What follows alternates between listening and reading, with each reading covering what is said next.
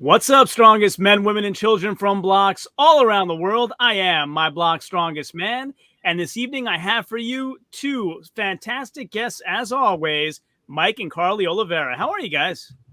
We're doing really good. Doing really good. Glad to be here. Yeah, I'm looking forward to talking two different strength sports this evening, bodybuilding and strongman. So this is going to be a lot of fun. Wait, do you know anything about my sport? I know a very little bit about your sport, but that's why it's awesome to have you to teach. All right. So I'm going to educate today. Absolutely. Absolutely. Why don't we start there? Tell me a little bit about your sport. So for people that don't know, I know enough to know there's men's physique, classic physique, and open. So why don't we talk about the differences among those three first? So really it's all about, started out to be about size and conditioning and putting in the differences, the open bodybuilding, as most people know it from the days of Arnold and Lee Haney and Franco Colombo and all those guys. That's just open bodybuilding. That's where you got the Mr. Olympia from, all IFBB guys.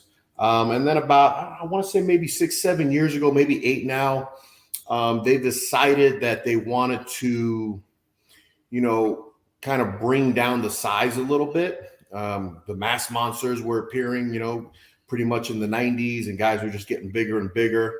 And obviously it's all a business. And so not everybody can be that big. Not everybody wants to be that big. And so they was able to bring in what they call classic physique, which kind of takes it back more to the days of Arnold.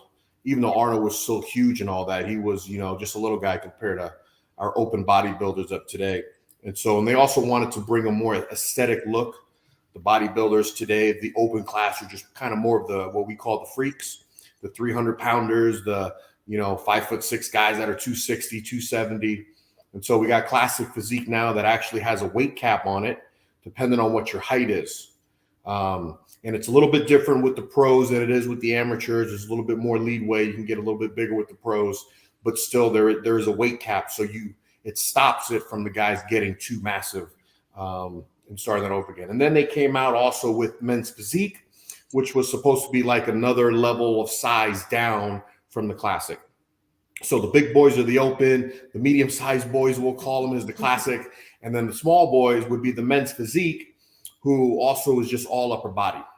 It was supposed to be more of like a male model kind of look, a beach boy look. And so we wear the board shorts and stuff like that. But like everything that has to do with bodybuilding, the sport evolves, and today's little men's physique guys have the upper bodies of some of the classic bodybuilders, and everybody's just getting bigger and bigger. Yeah, so I mean, for people who are fans or even kind of on the fringes, you're open, Big Ramy, right? You're classic physique, Chris Bumstead, right? Men's physique, the one I know is Jeremy Buendia, but who would be the most well-known? So Jeremy, he won, 4 titles of the Olympia, and then he kind of retired. He's supposed to come back next year. You have Brandon Hendrickson, who he has won 3 Mr. Olympias. Now he's our reigning Mr. Olympia for men's physique. Andre Ferguson, another top name. You got King George Brown, who's been in the game since men's physique started. He's been to the Olympia stage 7 times. He was actually on stage with me a couple of weeks ago when I did the San Antonio Pro Open over there. And the boys are just getting bigger and bigger. He, as good as he is, and he's won the New York Pros and Chicago Pros and been to the Olympia stage, he was only good enough to take 5th that night. Wow. That's how good the guys are getting. And the funny thing is, the men's physique, there's no weight cap. You can be as big as you want and still be in the men's physique. And so a lot of the guys, at least their upper bodies, are rivaling, and some are bigger than the classic physique guys. Wow. Okay. So as long as you have that particular balance of look, there's no weight cap. Yeah, as long as you have the look that the judges want, they're okay with you. And it's always been like that. They're always okay with you getting bigger, regardless of what they say years ago. The sport evolves. I mean, like I said, Arnold at his best was 235, 240 pounds, and 15, 20 years later, the Dorian Yates and the Ronnie Colemans came out and was pushing 300 pounds. Yeah, absolutely. I'm old, so like when I was a fan back in the day, it was Flex Wheeler. Let's see, Sean Ray is Kevin Levrone. That's who I used to watch. Yeah, Paul Dillett was about the I think Paul Dill was like 6'4", 6'5", and he was just a mass monster. And Gunter and Dorian, and I could go on for days on that. Yeah, we're old too, so we're in the same. She no. We kind of know because of the old stuff. Regardless of her age, she doesn't know anything about bodybuilding people. Yeah, so I'm going to get to Carlee with this question in a second, but Mike, how you were talking about doing the San Antonio Pro. How do you become a pro in bodybuilding? What's the process? So you have, I guess, what you would call the minor leagues, which would be the biggest minor leagues for bodybuilding is the NPC. And so the NPC is owned by the IFBB. And so you got to go through the ranks of the NPC, which basically means you go through like a regional, which for most people, that would be something close to home, a hometown show. But it's got to be an NPC regional show that's also a national qualifier. And then I believe if you place in the top 2 in your class, it qualifies you to go to nationals. And I think there's maybe 5 or 6 different nationals throughout the years. If you go to one of these national competitions and you win your class, then you get your pro card. And it's a little different between the open bodybuilder guys and the classic and men's physique, mainly because like for bodybuilding, you have to win your class. And then you got to go to the overall. And then I think it's like top 3 or top 4 in the overall, get the pro card. But so they're not giving out as many pro cards for the open bodybuilders. I think mainly because bodybuilding has been around, for decades now, where the other groups are still pretty new, the men's physique, the classic. So they're trying to still fill the ranks. Yeah, very interesting. So Carlee, you got to go to nationals. Oh, I'm sorry. You got to go to the nationals, win your nationals. When you win nationals, you bump directly into the IFBB. So you got to win. It's not top 3 or anything like that. It's very strict. Yeah. Depending on, and there's a few different ones, but depending on which ones you go to, there's some where you got to have first place if you're doing like men's physique or classic, and there's some that you got to have either first or second. But I believe some of them have done away with that because again, their numbers they're filling the ranks, and so they don't need to do that anymore. Interesting. And then Carlee, are you considered pro in strong women yet? I know you from Savage Strength last year. Right. Yeah, so I got my pro card actually 3 days after he got his pro card. Awesome. We went from his competition in Florida, drove to Alabama, and that was 2020, I believe. And I got my pro card with USS, Strongman Corp was in 2020. USS doesn't really do pro cards, but I won their nationals this year. So. Oh, awesome. Yeah, I think they started doing them recently. Yeah, it's sort of newer for USS. And I think it's open weight class, maybe, for those pro cards. So yeah, and correct me if I'm wrong. Did you have an axle press overhead world record for middleweight at one point? For lightweight, yeah. For lightweight, yeah. That was last year. That's all. So is that saying it's been broken since then?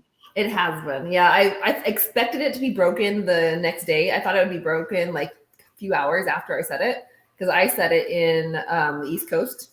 And then Rihanna Lovelace was going to attempt it the next day. So for her, it was really only a few hours later. And she did not break it then, but it has since been broken. Okay. Does she have it now or does somebody else have it? She does not have it, but somebody else does. Yeah. Okay.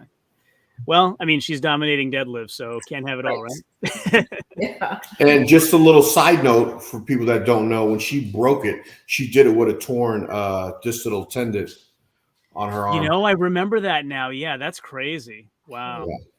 Yeah. So kind of talk me through the emotions there, right? Because you would have been training for quite a while to break that record, I'm guessing. And how do you deal with something like that, kind of ruining the plan or creeping up at the last minute? So really, I wasn't training for the record. I was training just to go to my first pro comp, and found out that the event was that we had the chance to break the record. And so it was more just like playing with it. How close can I get? Is it even a possibility? And we knew we were within the range that it was doable. And so we were supposed to go in on a Saturday and we were going to attempt to hit the world record. So we carved up the night before, went in, and as I cleaned the axle, there was just a pop and something wasn't right. And I couldn't even hold a water bottle or a coffee cup or turn a doorknob. So, I was, messaging coach and asking him, can I still do it? I still want to do it. So we just iced it and we compressed it and slowly getting better.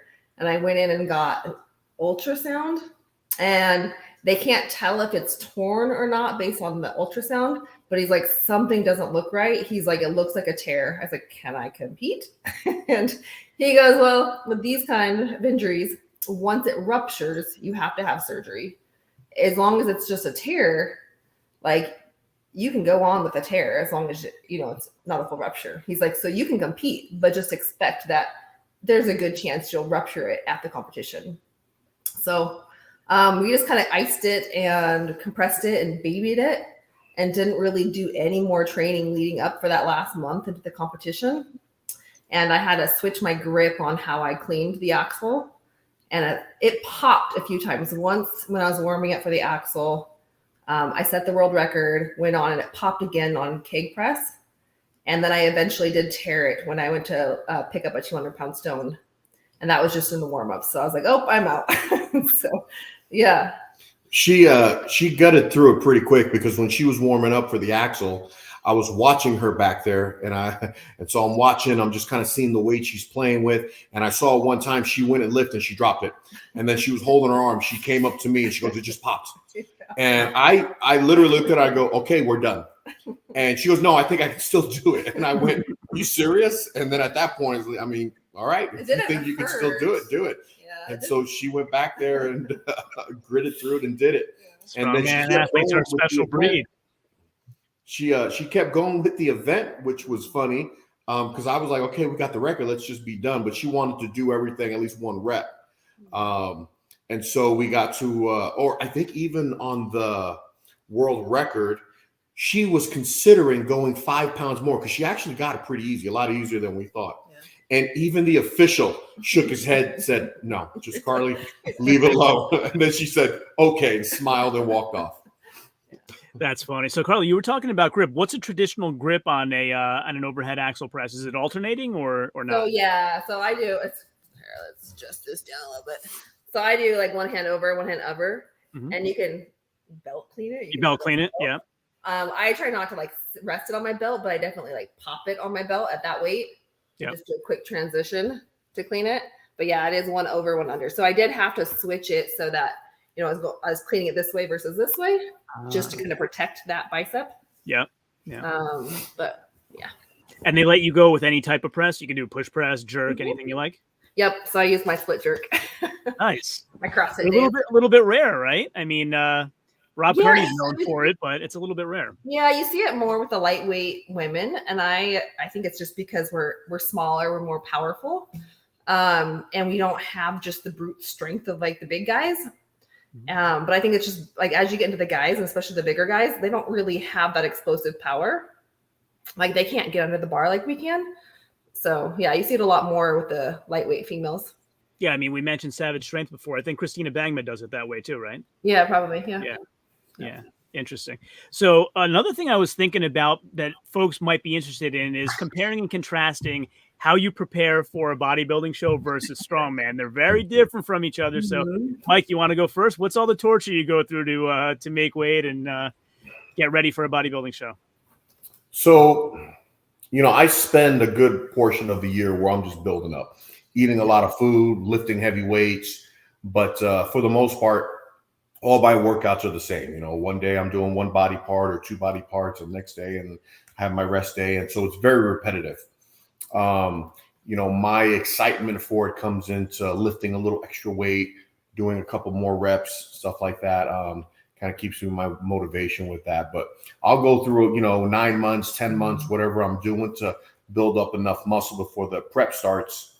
And then the prep starts. And really the only thing that changes is the meals. Is the calories. The workouts stay the same, reps, intensity, all of that stays the same. And then, of course, we're throwing in cardio, which because of the cardio now, the workouts usually go from, say, an hour and 20 minutes. Sometimes I'm at the gym for 3 hours because I'll go in there and I'll do some cardio and then I'll hit the weights and then maybe some cardio after. And, and then we're throwing in more stuff like abs, stuff that we're not doing too much during the year. And so for the most part, though, it's very repetitive. The food is very repetitive. We meal prep. And so it's a lot easier just to make the same trays all for the entire week. And, chicken and rice and asparagus or whatever it is, and just 2 or 3 trays, go with me to work, cook the first meal at home, cook my last meal here, post-workout. I mean, so I'm 6-7 meals a day. It's just really regimented. It's everything is kind of on a schedule, and it's just Groundhog's Day. It's just, wait a minute, you're in Idaho, no potatoes? No, I don't do well with potatoes. They're too starchy for me. I just feel like they go straight to the love handle, so I don't even mess with them. I'm a oatmeal guy. Oatmeal, Nice. I go through a lot of oatmeal. All right, so you like the regular mushy kind or steel cut oats? What do you prefer? I just do the old-fashioned oats. I do the old-fashioned oats. I like it to be a little thick in there. But usually I'm also putting a scoop and a half of protein powder in there. I'm throwing some peanut butter in there. Yeah. Off season, I'll even throw in some stevia packs or something like that, sweeten it up a little bit. Nice. Or some sugar-free syrup. That makes a nice little bowl of cereal. Yeah. That's a good recipe. Like months without a cheat meal. Really? Wow. Yeah. So whereas mine, like most of my preps, like I'm like a month out from OSG now, and I'm just now like, hey, I should probably start my cut. And I don't normally have to get too strict. Like we meal prep year round. So like our diets are pretty clean. But if we go out to lunch with work or friends, like I can always kind of like fit it in. Like if I want to have a fun meal, whereas he cannot. Yeah. So, when I'm in prep, which is usually about 4 months out from the show, it's like it's hitting a switch. And I hit this other little mental switch, and it is 100%, exactly what my coach is telling me to eat. And I tell them either, hey, let's go out to this. Nope, can't go. Not doing it. Not eating it. I don't, if I gotta do 2 tablespoons of peanut butter, whatever was left on the spoon, if it doesn't weigh out, it goes back in the jar. There's no little extra lick on that or nothing like that. There's no enjoyment. It's very very strict. That's great. So Carlee, are you competing both bodybuilding and strongwoman? Generally, no. I talked her into that.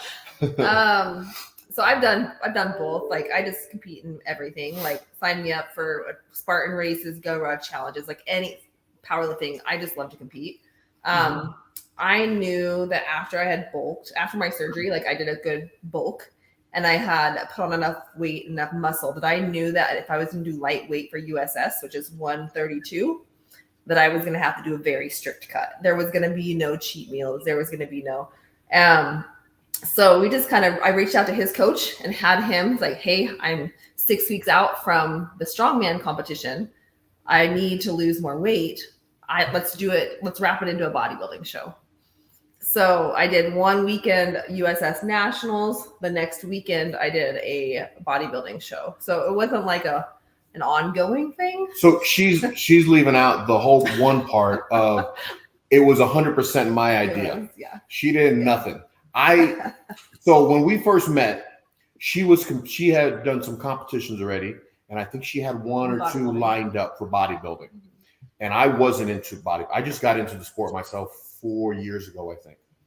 And so we first met. She had a show. I went with her to a show here local, and then she had another one, a big show. It's pretty much the biggest amateur show in the Northwest, the Emerald Cup in Washington.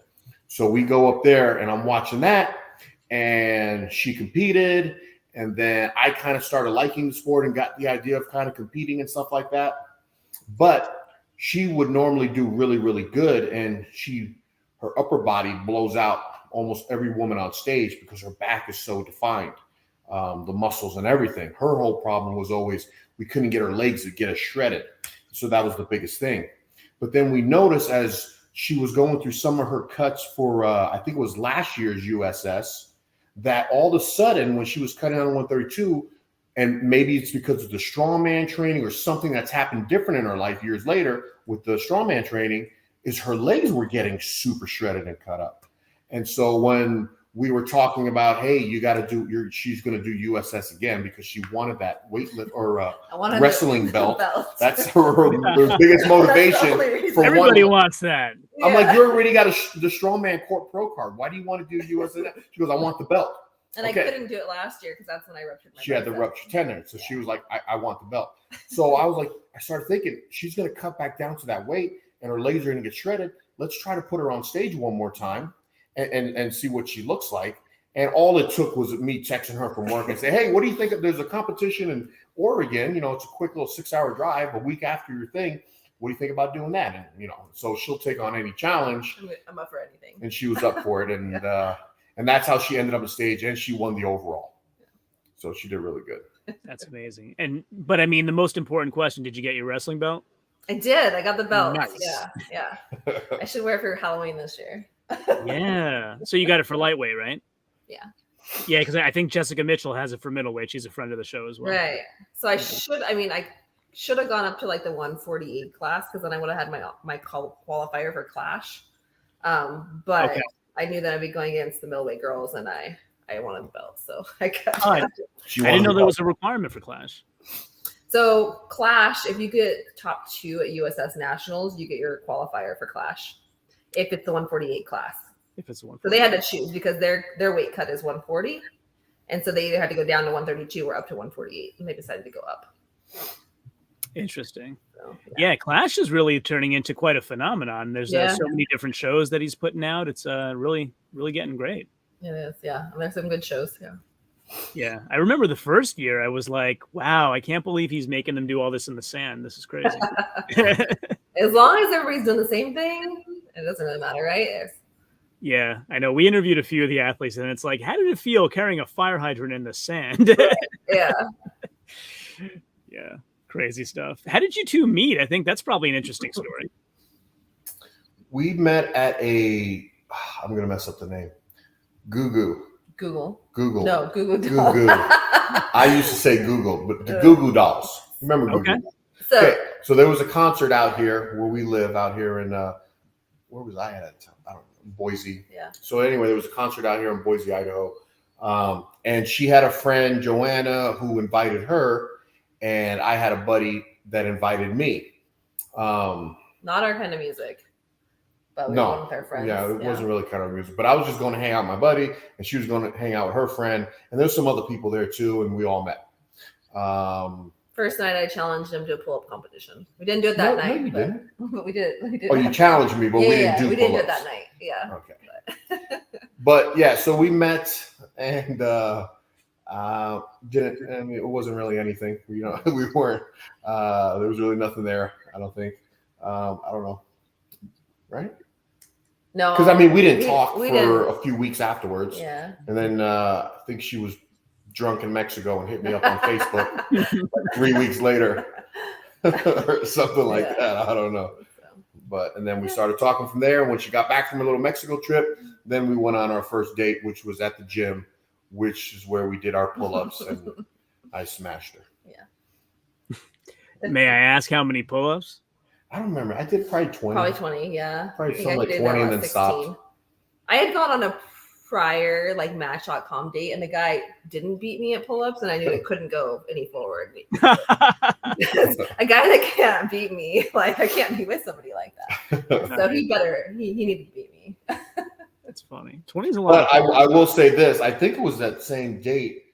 She had me. So she was doing CrossFit, and I don't do CrossFit.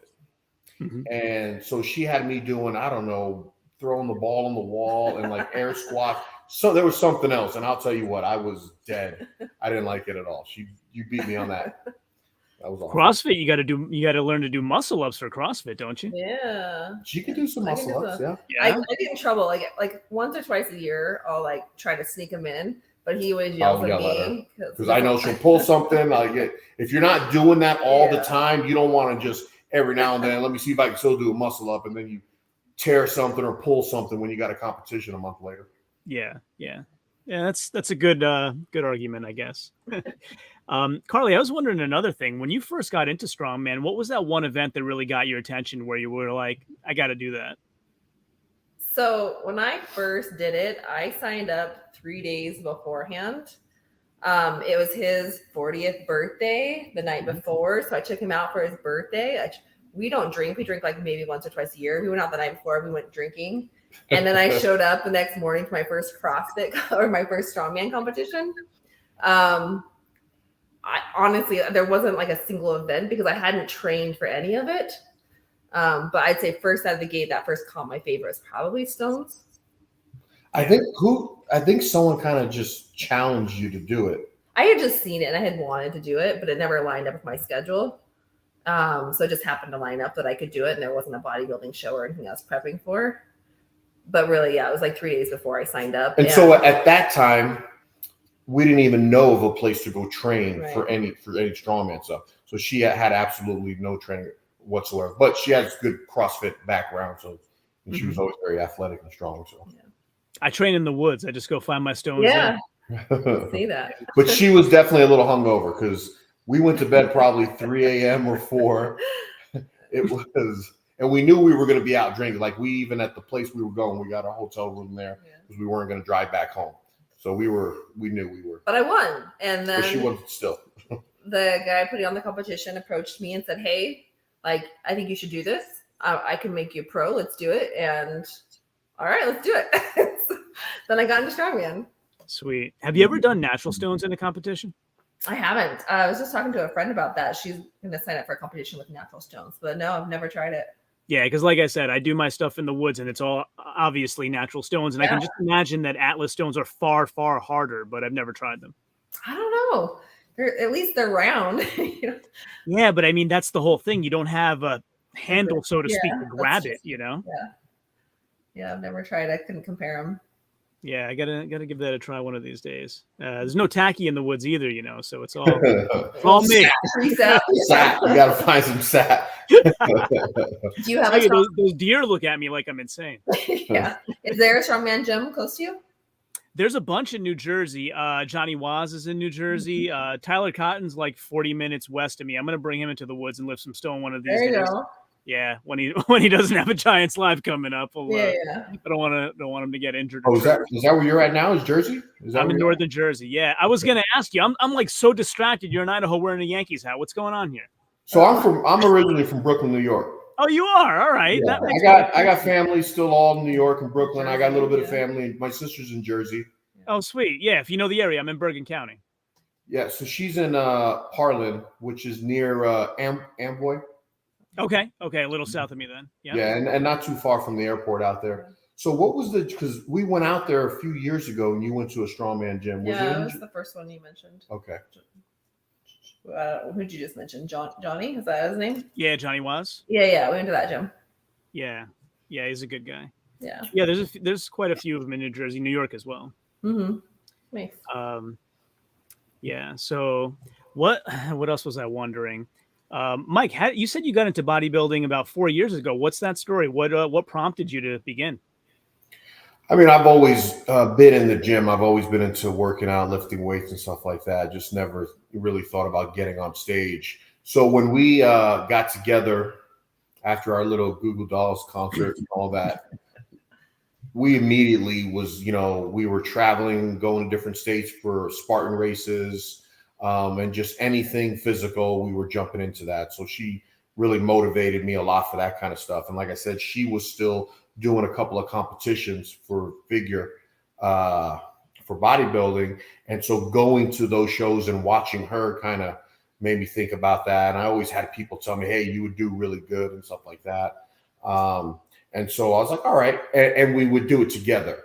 And so my first show was through the NGA, another little local thing. I mean, it's a national thing, but they have one show that's local around here. And it was the year we were getting married, and we were going to do this show together.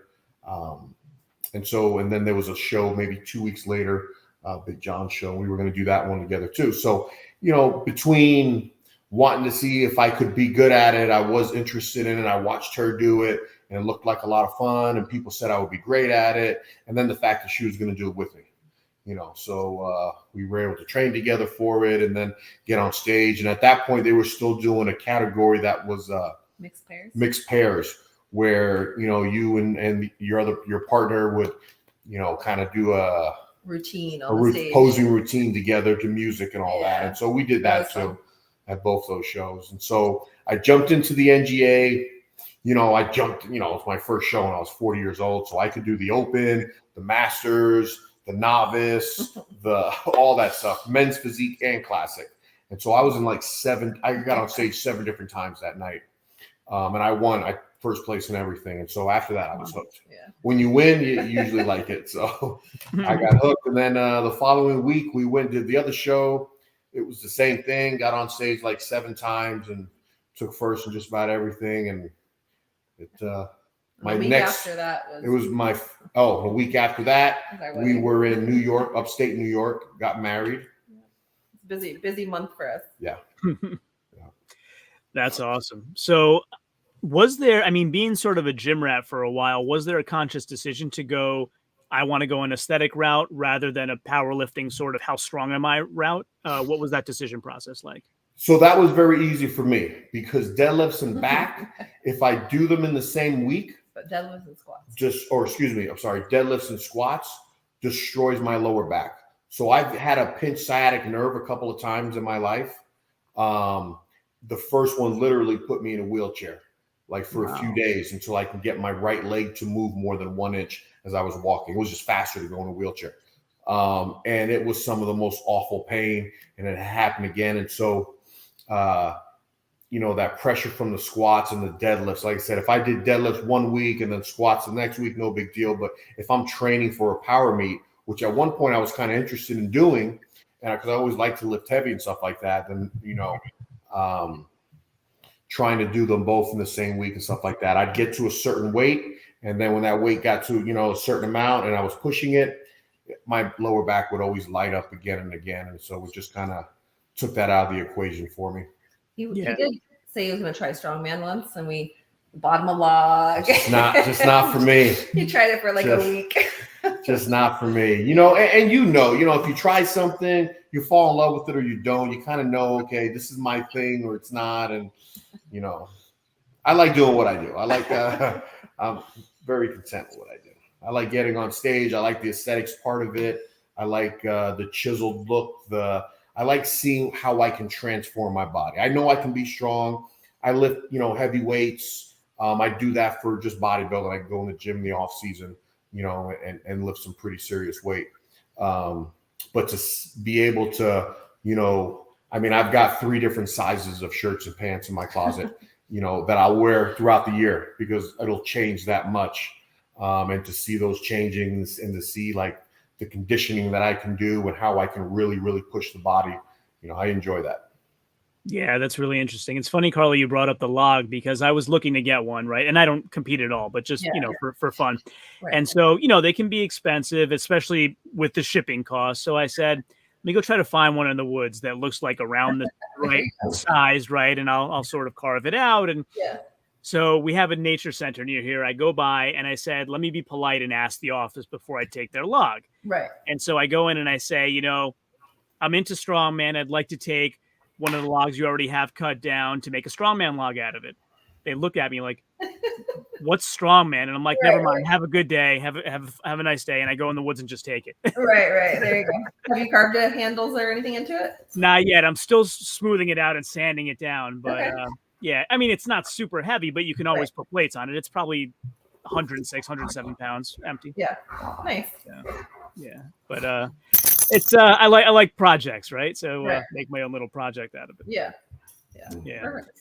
But Mike, the other thing you mentioned was about posing, and I don't know if you're not an avid fan, if you understand the importance of posing in bodybuilding. So think Kai Green, Dirty Diana, right? That's the really famous one. But talk a little bit about how you become a good poser.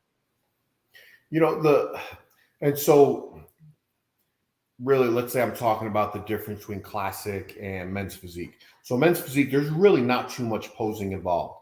In fact, the judges will tell you face forward, face back, then face forward, face back. And that's really, there's no mandatories of where you'll have like in classic, you'll have a front double bicep, and then you'll have a rear, double bicep. You'll have a ab and thigh. You'll have a side chest, and you'll have, I think it's 6 or 7 mandatory poses that you have to do. And then of course you have your posing routine that you put together with a 2-minute song or whatever, and you're doing that. Men's physique, there's no posing routine. But the importance of the posing really is, when you're on stage, you're trying to show the judges your best parts, and you're trying to make sure that they don't see your worst parts. And so that's where the posing really comes into it. And that's what makes you a good poser, is if you can show what you want to show and at the same time give the illusion of, I don't have any bad areas. Because if I do, you're not going to see it. And so knowing, you know, and working with your transitions, you hit a front pose, now you got to turn to the back. But there's that little transition of turning around. Do you let your waist go? Do you breathe out? How are you keeping it tight? Are you using your arm to block your obliques if they're a little blocky, and that kind of thing? And so really, and then there's the fluidity of it. Do I look like a robot as I'm moving from one spot to the next, or do I look like I'm in a dance doing that? And so that's what really is the practice of that, and making it more fluid and a lot smooth transitions. And then you go into even deeper with classic, because that was the other idea that they wanted. You know, you look at open bodybuilding, their posing routines and stuff like that. They don't put a lot of time and work into it, mainly because it's not judged. They have a posing routine, but it's not on the scorecards. And so classic, the guys, you know, the idea was to bring back the Frank Zane look, bring back that really aesthetic look, and bring back the grace of it. And so the classic guys really put a lot into their posing routines and make it look like a dance up there. And so really, you know, it's the practice of it, but it's also feeling the music. It's, you know, practicing the moves, showing your best body parts, hiding your flaws, and just really making it look like a beautiful dance. Very well put. I learned a lot. Thank you. So Carlee, what's your, as we wrap up, what's your next big show coming up, or anything else very exciting coming up in your life that you'd like to share with the audience? Yeah, so I have OSG in a month from now. I was qualified last year, but I couldn't do it because of my arm. I was like released to lift again right before OSG last year, but it was like a week before. There was not enough time to train no for training time. So I have OSG and then America's Strongest Woman in December. So those are my two for the rest of the year. Sweet. Do you know if they're still doing the car walk at OSG this year? They are. They are. Yep. That is on the competition. On the docket. That was great television last year. Yeah.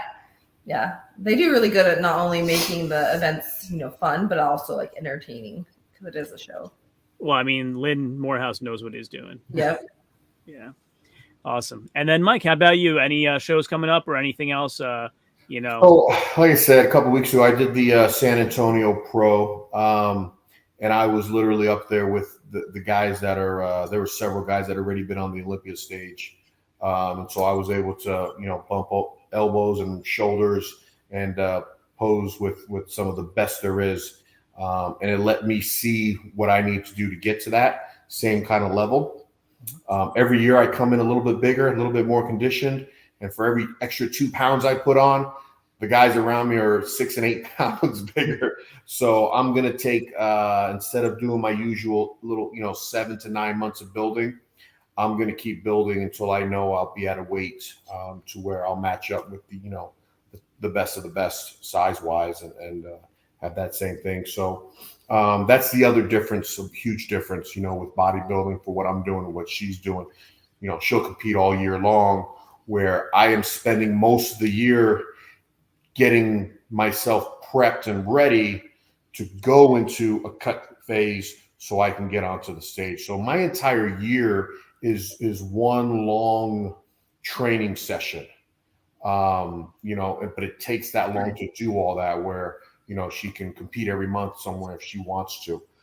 I'm not able to do that. I got to get down to 3% body fat, so I can't, do that all year long. So that's the only thing that's the only thing I don't like about it, is I wish I could, be in a position to be able to compete more. But the only way to get the size that I need, I got to take more time off and keep building. Yeah, you actually brought up an interesting point. How much of the year is actually like on stage time? Right. And the other part about it. He said how much of the year? How much of the year? Yeah, like are you prepping for 8 months and maybe competing for 4 months, or like how does that work? Right, and so that's what I'm saying is normally it's like normally if I got off the stage 2 weeks ago, now I'm back to bulking and building for the next 9 months. Okay. And then 3 months after that, it's prepping, it's doing the cut part of it right before I get on stage. But it's all one big process. I can't have the one without the other. I have to have the building phase in there along with the cut phase, just in order to get onto the stage. And so the huge difference too is, if you look at her sport, what she's doing in the gym is what her competition also is. So she's lifting weights in the gym and she's doing all that, and then she gets to show, you find out who the best is by them doing those same movements, those same lifts. Where with bodybuilding, I don't take weights on the stage with me. They don't know how much time I spent at the gym or how clean my diet was, or, that I was up in the morning doing cardio at 5 o'clock. You could have a genetic freak that goes to the gym once a week and can still get on stage and compete with the best. And that's totally fair. There's nothing wrong with that. So that's the other difference there is I'll spend a whole year doing all this work, but I don't take the work with me up on stage to actually do the competition. I'm just standing there half naked and the judges decide if I'm good enough or not. So this year he stepped on stage once. Last year he was on stage twice. So you're doing a full year's worth of work, and you get to show it off or compete like one day out of the year. And I mean, and there are some guys that'll compete a lot more. That's it's a lot of wear and tear on the body. We weren't meant to, it's an extreme sport, an extreme sport, just like, NASCAR is, or skydiving or rock climbing. It's got its dangers to it. I mean, the body wasn't made to be, walking around at 3%. That's why it's so hard to get to 3%, because your body's fighting, against you, because it doesn't want to do that. And so to hold that for a long period of time so you could do show after show, it's pretty taxing. Yeah, I mean, how do you even have energy left on stage? So the key to that one is just the excitement of finally being on stage. And so, the brain just kind of takes over right there, and all that, doesn't even realize that the body's got nothing left. But then we also carb up our last couple of days before we get on stage to try to fill the muscle bellies up so we don't look all, dehydrated and depleted up there. But yeah, when I'm in my prep, especially when I get down to that last month, I barely got enough energy my workouts are garbage. I don't feel a pump too much anymore. And it's all, the misery is part of it. And it's part of why I know it sounds weird, because me and other people will look at each other and be like, we're in prep. We're like, why are we doing this? Because we're just kind of miserable and tired and hungry. But it's for that moment when you're on stage and you just accomplish something that most people can't do, because it is extremely, extremely tough to do. And it's not just something that you do in a day. It's something that you had to do over a course of an entire year just to get to that point. Yeah, I mean, judging wise, do you find that it's pretty standard, or is it subjective? Like, could it be I've worked this hard and maybe still won't get it because of subjective judging? Definitely. And we hope at, like at my level, at the pro level, where we have the pro judges, that they've been doing it long enough and they got a little better eye and stuff like that. Definitely at the amateur level, it's a little bit more, more subjective. I mean, it's human beings judging, and so it's going to be subjective, but it's supposed to be where, the judging panel should be picking out who best fits the criteria, who best fits the category. And really, so if you're judging men's physique, the judges should be saying, okay, well, the head judge of everything picked, Brandon Henderson to be the Mr. Olympia for men's physique. That's our poster child. And so even at the amateur level, you should be able to go, who on this stage, even though nobody's going to look like that guy, who on this stage looks closest to the poster child? And that's who they should be picking. But sometimes you get a judge that goes, my idea of a men's physique is really this. And then somebody else goes, well, my idea is really this. And that's when you get the really subjective and it's just not matching up. That can be very, very frustrating, because it's an expensive sport. You put a lot of time, you put a lot of money into it. And then, you're not given the place you probably should have been given, because some judges just decided that what they think should win is something different than what you've been believing it's going to take to win. But, people should know that going in, what you're up against, that it's human beings that are judging you. And so it's part of the sport. Yeah, that's come up a lot in Classic as well. And, not that it's right or wrong, or not that it's proven, but a lot of people are saying, you know, I feel like what classic is supposed to look like is Chris, and Breon doesn't look like Chris. He has a different physique, so he can't ever win again. You know, Right. There's a lot of that talk out there. Like, this is what the poster child should be. Yeah. And so she's lucky enough to do a sport to where ain't got to deal with any of that crap. Whoever's the strongest, you're winning. There's really no ifs, ands, or buts about it. I think there's still a little subjectivity too, though, Carlee. I was going to ask you, on moving events, we all know they're not using Olympic-style timers. They're using stopwatches. So do you ever run into any of that where you feel like it was a close finish and maybe you didn't get one you should have, or anything like that? I would never call it out and be like, hey, I'm sure I beat this person. But especially at the top level, like in nationals or something, it would be great to have some more accuracy, because you know that you lost by 0.2 of a second, and there's no way of knowing if that's accurate or not. So I there's never a time that I would have called it out, being like, oh, I'm sure I beat this person, I deserve the points. But it would be nice if it was more accurate. But it is what it is. Yeah, because I think they had for years those devices. I used to use them out in the driveway. Like, you put one post here and one there, and it knows when you run by the first one, when you run by the last one. Right. Like, they use them in like races, like 5Ks and stuff all the time. Yeah, like a little laser or something. Yeah, I always expect him to start using them, but yeah. Yeah, one of these days. But yeah, so I guess there's not as much subjectivity as bodybuilding, but a little bit.